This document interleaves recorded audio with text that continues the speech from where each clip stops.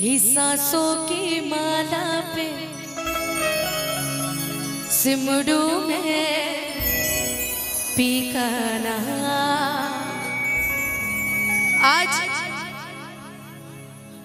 Sound वाला भैया ढेर खुश हो जाता रहे मेरा कि प्रेम के रंग में ऐसी डूबी हो गई मैं मतवारी कि प्रेम के रंग में ऐसी डूबी हो गई मैं मतवारी, हो गई मैं मतवारी।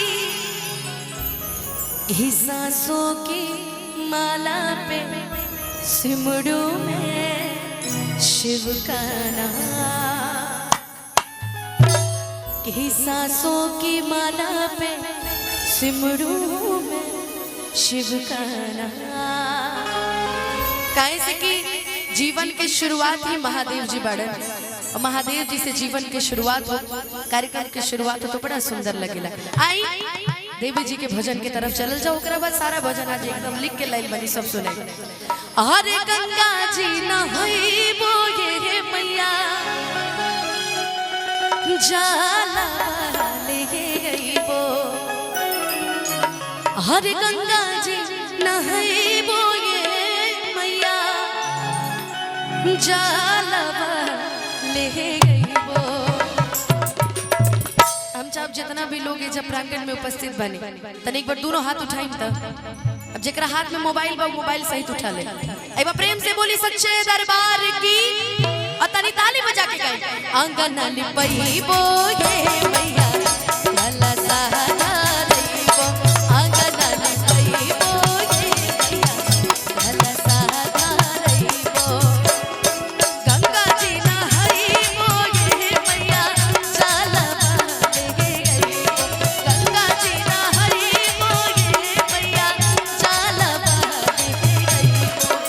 आंगन लिपइबो ये मैया लाला सहारा रइबो, आंगन लिपइबो ये मैया लाला सहारा रइबो। वोकल उठाइए इसका।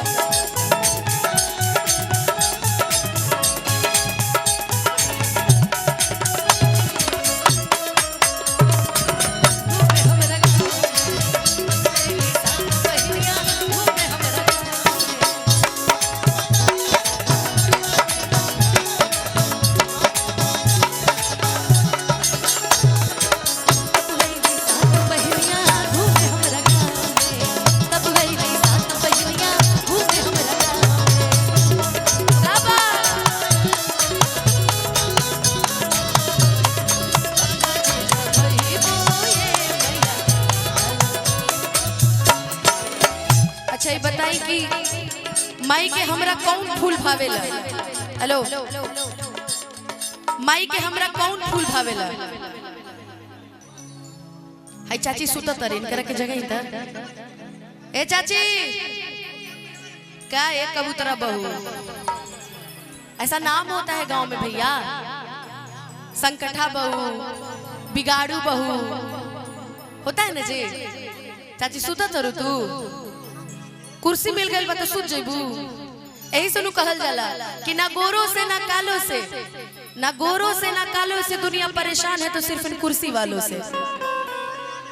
तनी हंसत खेलत रहे के भूखल बड़ू का ना भूखल बड़ू, खा पी के सुत तरू जा तू।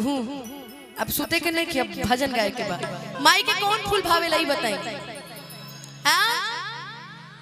अड़हुल आई छुटकी हंसतिया कौन फूल भावेला बउआ? आई आगे वाली, आगे वाली तू बताओ। हाँ कौन फूल? बहुत सुंदर, एकरा खातिर जोरदार ताली बजाई। देखिए एकरा के याद बा। हर मालिन बोलइबो ये मैया आढ़ौल महगइबो, हर मालिन बोलइबो ये मैया आढ़ौल महगइबो। भजन भाव में चले के बा, ठीक बा। प्रेम से बोली सच्चे दरबार की।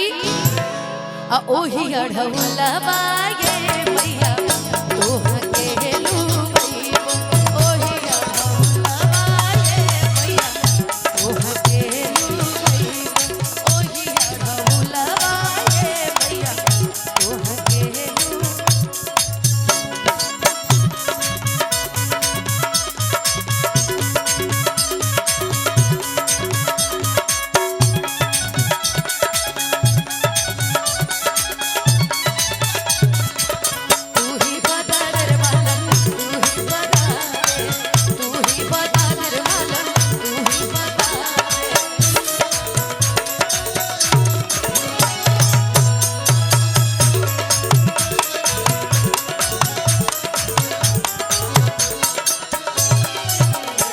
अरे यही बोलैबो ये मैया दूधवा महगैबो, अहिरू बोलैबो ये मैया दूधवा महगैबो, खीरवा बनैबो